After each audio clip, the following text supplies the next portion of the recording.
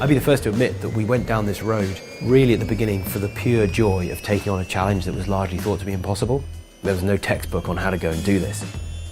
I'm Richard Browning. I am founder and chief test pilot from Gravity, and we build 1,000 horsepower jet engine flying suits. For the last few years, Browning and his team have tested every possible design and configuration they could come up with. And those problems led to the solution of actually moving those engines slowly up the body and then consolidating them into one. And essentially that created a skirt, all at the same altitude in the body, which can be likened to the three legs of a tripod. There's thrust coming out of each arm and then essentially a third leg coming out of the back of your body, which provides that uncanny stability. And that's how we learned to fly. I can step you through what the components are. So you've essentially got an arm mount. Your arm goes inside that aluminium 3D printed tube. You've got a microgas turbine on each side, and you've got the same on the other side, obviously. And round the back, and there's one more engine, which is roughly the power of these two together. On the front here, you've got a lot of the electronic control systems and the batteries, which aren't plugged in here. Those batteries actually run the starter motors and the glow plugs. And then on the sides, you've got a couple of fuel bladders. We've also got a helmet. It's an especially lightweight one. And the extra addition to it is a heads-up display system. So inside there, you can see the lenses, which actually paint over my vision the fuel and engine data. That data gets to the lenses via this little device. That takes a wireless feed from the suit. It shows me everything to do with the engines and everything to do with the fuel, to give you an idea as to how close we are to running out of fuel, for instance. Last year, Browning set the world speed record for a body-controlled jet suit, clocking in at 32 miles per hour. He says the suit can actually fly much faster and higher than they've ever attempted, but for now, they're playing it safe. That's because even at lower speeds and altitudes, there are still risks. The fuel is either diesel or jet fuel. They're fundamentally the same fuels. Jet fuel sounds scary, but it's the same kind of stuff as diesel. It's actually not prone to forming vapor clouds, so it's not really explosive. In fact, you're really hard pushed to even ignite it. And even if it did burn in an uncontrolled way, you've certainly got probably 10-15 seconds before it becomes a big fire. Every single time we fly, we have fire extinguishers around the place. In 2 years of doing this, we've never used a fire extinguisher. So I'm not worried, but I have respect for the fire aspect of this. The heat aspect of it, it's funny, but if you get a hairdryer and you press it against your head, you're going to burn your head. Hold it like 2 feet away and it's cold. The specific heat capacity of air is so poor that actually the heat dissipates really quickly.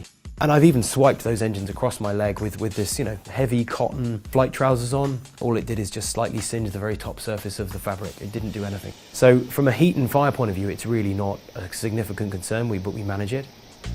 He's more concerned with falls and collisions. It's akin to riding a sports motorbike.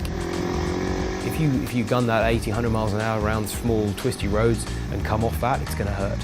If I'm 10 feet above the ground and got an engine failure, I simply go downwards. There is no scenario where our system can suddenly, in an uncontrolled way, gain height or shoot off to one side. You simply drop, which is not a good thing. But we've always got to allow for the potential for an extremely unlikely mechanical failure of one of the engines, and then in which case you do fall. That's why we keep the height fairly limited. Speed-wise, we can easily do 35 miles an hour, so we've gone quite a bit quicker in testing. But again, for most of what we do, by the time you've done 35 miles an hour, you've gone a long way away from probably the audience or the area you're flying. So by then you're coming back again. We push the limits a little bit more over water because that's a bit more forgiving if you fell in it.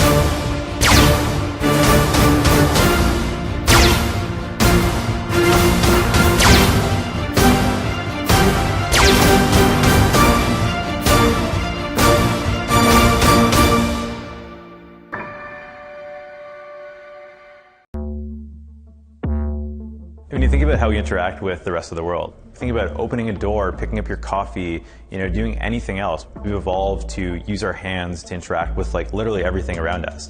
And so I think that intuition to sort of move and expect a result to happen in the virtual world is just the natural evolution of that. What is the interface? What's the mouse kind of as you move away from the desktop in the future? Stephen Lake is the co-founder of Thalmic Labs, a small tech company outside of Toronto, preparing for a future where our interaction with technology will move beyond all this pointing and clicking. Their solution is the Myo armband, which gets its name from the Greek word for muscle. The Myo armband is a new type of human-computer interface, so it lets you control computers, mobile phones, practically any electronic device through hand gestures and motion. Gesture control is not a new concept, but most existing systems require a camera or proprietary sensor, making them only useful in very specific circumstances. Myo uses a novel technology that works by detecting what's happening under your skin. So these are the sensors. Exactly, yeah. So each one of these pods is one sensor there. And so that picks up the muscles in that part of your arm. And so the different muscles correspond to different parts of the armband, essentially. Myo measures the unique electrical signals your muscles generate every time you move. We had to invent a new type of sensor picking up this muscle activity. It's tiny signals.